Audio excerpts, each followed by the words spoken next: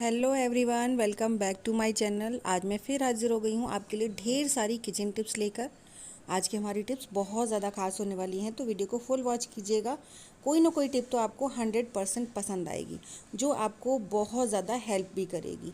तो बिना देरी करते हुए चलिए आज की जो फर्स्ट टिप है उसे शुरू कर लेते हैं। यहाँ पर मैंने लिया है गुड़ और अदरक। ये दोनों ही चीज़ें हमारी हेल्थ वाइज देखा जाए, अगर हम इन दोनों चीज़ों को एक लिमिटेड क्वांटिटी में या फिर कुछ अलग तरीके से इस्तेमाल करें तो इस मौसम में ये दोनों चीज़ें किसी वरदान से कम नहीं हैं। तो आजकल बरसात का मौसम चल रहा है। बरसात के मौसम में ना आए दिन हमारे बच्चे हों या हम हों, कहीं ना कहीं भीग ही जाते हैं, और जिससे बदलते मौसम की वजह से सर्दी, खांसी, जुखाम, यहाँ तक कि बुखार भी आ जाता है। लेकिन अगर मैं ये जो रेमेडी बना रही हूँ ना, अगर आप भी इसको ट्राई करेंगे तो आपके घर में ये जो प्रॉब्लम्स है ना, ये कोई भी प्रॉब्लम आपके घर में नहीं होने वाली है। तो यहाँ पर मैंने अदरक की एक गांठ को अच्छे से बारीक ग्रेटर से ग्रेट कर लिया है, और जो ऊपर का मोटा मोटा था उसे मैंने छोड़ दिया है। उसे आप चाय वगैरह में यूज़ कर सकते हैं। उसके लिए फिर मैंने रखा है यहाँ पर गैस पर एक तवा, और तवे पर डाल दीजिए 2 चम्मच भर के घी। घी ज़रूर डालना है आपको, और जैसे ही हल्का सा घी मेल्ट हो, आपने ये जो अदरक ग्रेट किया है ना, इस अदरक को इसमें डाल लीजिए, और इसे हल्का सा ब्राउन होने तक आप इसे बिल्कुल सिम गैस से पका लीजिए। तो यहाँ पर मेरा घी की क्वांटिटी मुझे थोड़ी सी कम लग रही थी, मैंने आधा चम्मच घी और डाला है।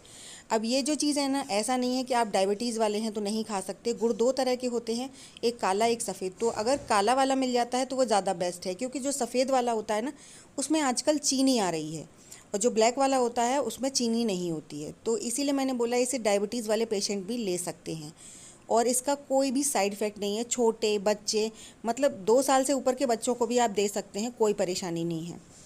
और अगर छोटे बच्चे हैं, जैसे 1 साल से ऊपर के हैं, तो उनको आप जो भी मैं बना रही हूँ उसकी मात्रा कम कर दीजिएगा। और इससे ना आपके घर में ना तो किसी को सर्दी खांसी होने वाली है, ना जुकाम होने वाला है। बदलते मौसम से जो भी परेशानियाँ होती हैं ना, वो सारी एक भी नहीं होगी। तो हमने यहाँ पर गुड़ को चाकू की मदद से छोटे छोटे टुकड़ों में कट कर लिया, और उसके बाद हमारा जो ये अदरक है ऑलमोस्ट भुन चुका है। जैसे ही आपको लगे अदरक हमारा भुन चुका है, उसी टाइम पर आप इसमें गुड़ डाल दीजिए। तो यहाँ पर मैंने एक बड़ी सी मतलब डली ली थी गुड़ की, और एक अदरक की गांठ ली थी। तो अगर आप इसको कम ज़्यादा करना चाहते हैं तो कम ज़्यादा भी कर सकते हैं, लेकिन अगर आप इसे एक दिन बना लेंगे तो 1 महीने तक आप इसका इस्तेमाल कर सकते हैं। ये बिल्कुल भी ख़राब नहीं होता है, यहाँ तक कि 1-1 साल तक भी ख़राब नहीं होता है। उसके बाद आप किसी भी प्लेट में घी लगा दीजिए, और जैसे ही गुड़ अच्छे से मेल्ट होता है, और देखिए कलर कितना बढ़िया हो गया है इसका, आपको इसे प्लेट में निकाल देना है। लेकिन निकालना जब है जब आपको दिखाई दे कि गुड़ बिल्कुल आपकी जो तवा है उससे अलग होने लगा है, बिल्कुल जमने वाली जो कंसिस्टेंटी हो जाती है ना, उस टाइम पर। तो बस देखिए, अब देख सकते हैं इसमें साइड साइड में वाइट वाइट हो गया था, और पूरा हमारे तवे को इसने छोड़ दिया है, बिल्कुल भी मतलब स्टिकी नहीं है। उसके बाद आप इसे हल्का सा फैलाकर इसे ठंडा होने दीजिए। जैसे ही हल्का सा ठंडा हो जाता है, पूरी तरह से नहीं, हल्का सा गुनगुना रहे, तभी आप इसको छोटे छोटे टुकड़ों में कट करके और इसकी छोटी छोटी सी बॉल्स बना लीजिए। अब बॉल्स आप अपनी, देखिए जो मैं साइज़ बना रही हूँ ना, बस आपने इतना बड़ा बनाना है। आपने देखे होंगे बचपन में, अगर आपको खेले होंगे तो कंचे का जो साइज़ होता है ना, वो उसी साइज़ के आपको इसके बॉल्स बना लेने हैं। और इसमें करीबन 20-25 के बॉल बन गई थी, जो कि 20-25 दिन के लिए हो जाती हैं एक आदमी के लिए। तो यहाँ पर मैं अपने और अपने हस्बैंड के लिए बना रही हूँ, तो मैंने यहाँ पर 20-25 बना लिए, जिससे 10-12 दिन के लिए ये जो बॉल्स हैं ये हो जाएंगी। और बदलते मौसम से इनको खाने से ना कोई परेशानी नहीं होती है। और इनका खाने का तरीका ये है, जैसे आप शाम को दूध ले रहे हैं रात को, तो दूध के साथ आप एक गोली ले लीजिए, और इन्हें आप ज़रूरी नहीं है फ्रिज में रखें, आप इन्हें बाहर भी रख सकते हैं। बाहर रखने से ये बिल्कुल भी ख़राब नहीं होती हैं।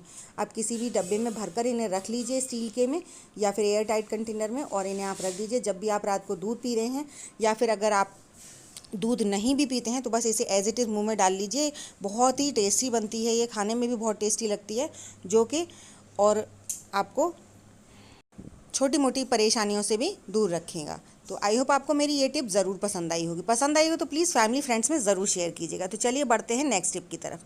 नेक्स्ट टिप है मेरी, यहाँ पर मैंने लिया है आटा, और आटे को गोल गोल कर लिया है। और उसके बाद मैं आपको बता रही हूँ, जैसे हम लोग बहुत सारे व्रत रखते हैं जिसमें हमें दीपक की ज़रूरत होती है, या फिर अपन डेली अपने घर के बाहर कोई दीपक जलाते हैं। तो उसके लिए ना आटे के दीपक बनाने की बहुत सिंपल सी आपके साथ ट्रिक शेयर कर रही हूँ। किसी किसी को ना बहुत प्रॉब्लम होती है आटे के दीपक बनाने के लिए। तो बस आप छोटी सी बॉल टाइप में बना लीजिए और देखिए अदरक का जो उल्टे वाला पार्ट होता है ना, उससे आप इसे प्रेस कर दीजिए। तो इससे तो आपका छोटा वाला साइज़ का दीपक बन जाएगा। और अगर आपको बड़े दीपक बनाने हैं ना, तो बस इसको जो आपका अदरक कूटने वाला है इसको उल्टे साइड से बना दीजिए, सीधी साइड से। छोटा बनाना है तो उल्टा और बड़ा बनाना है तो सीधी साइड से। और देखिए बस ज़रा सा प्रेस करने से ही आपका जो आटा है वो दीपक की शेप ले लेता है। तो ये बहुत छोटी सी टिप है, बहुत कॉमन सी टिप है, लेकिन जिसको दीपक बनाने में या किसी तरह से प्रॉब्लम होती है ना, तो उनके लिए तो ये बहुत काम की है। तो अगर आप भी घर में पूजा के लिए आटे के दीपक वगैरह बनाते हैं तो इस टिप को ज़रूर ट्राई कीजिएगा। और जो भी मर्ज़ी आप इसमें जिस भी शेप में बनाना चाहते हैं, जिस भी तरह से जलाना चाहते हैं, बहुत ईजिली बनाकर जला सकते हैं। तो मैंने अपनी पूजा के लिए बनाया था तो सोचा आप लोगों के साथ भी शेयर कर दूं। तो है ना कमाल की टिप। अगर आपको टिप अच्छी लगी हो तो प्लीज़ लाइक शेयर ज़रूर कीजिएगा। साथ ही साथ मुझे कमेंट कर ज़रूर बताइएगा कि आपको मेरी सबसे ज़्यादा कौन सी टिप अच्छी लगी है।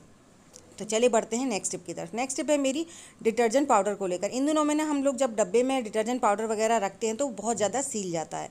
और अगर डिटर्जेंट पाउडर सील जाता है ना, तो उसकी जो पावर होती है कपड़े को साफ़ करने की, वो ख़त्म हो जाती है, क्योंकि इसमें सोडा वगैरह यूज़ होता है, जिसकी वजह से अगर इसमें पानी का टच पहले से ही चला जाए तो वो क्लीनिंग अच्छे से नहीं करता है।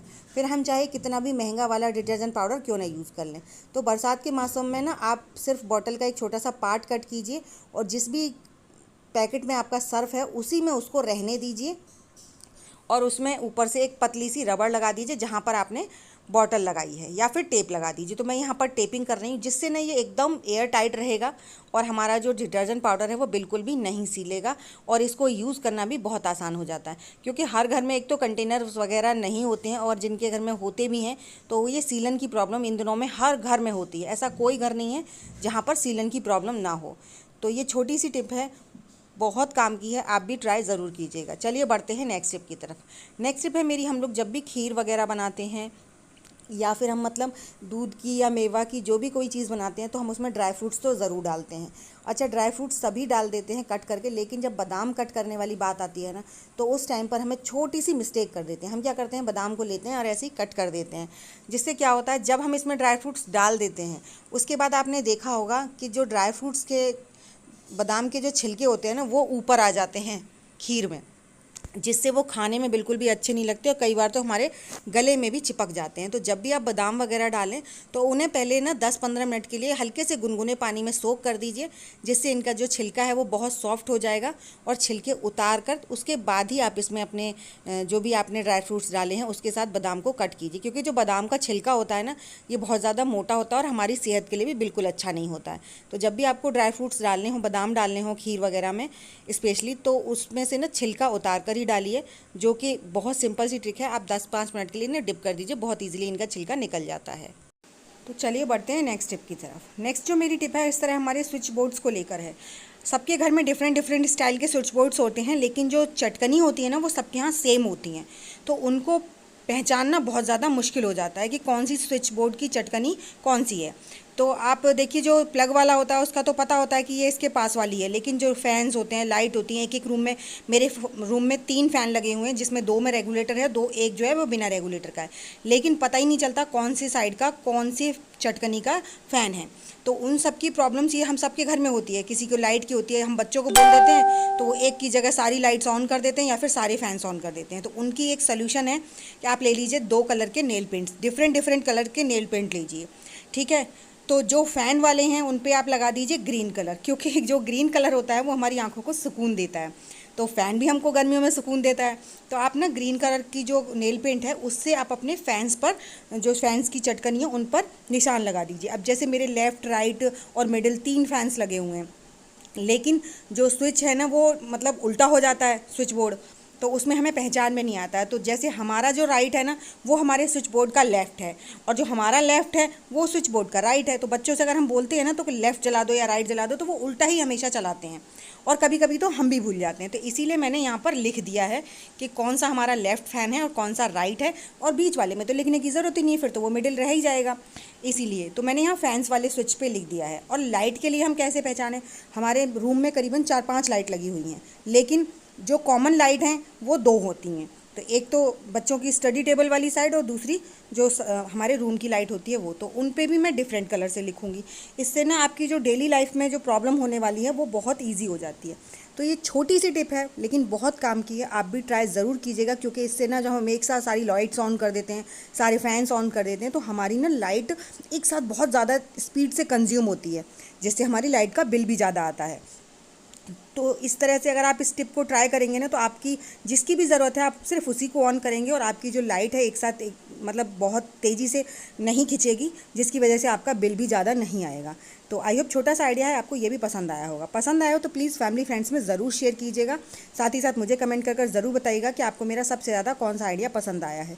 साथ ही साथ ये भी बताइएगा कि आप मेरी वीडियो किस गाँव या किस शहर से देख रहे हैं, ताकि मैं आपको थैंक्स कर सकूँ। तो चलिए ऐसी अमेजिंग टिप्स और ट्रिक्स के साथ मैं मिलूंगी आपको अपनी नेक्स्ट वीडियो में। तब तक के लिए बाय बाय।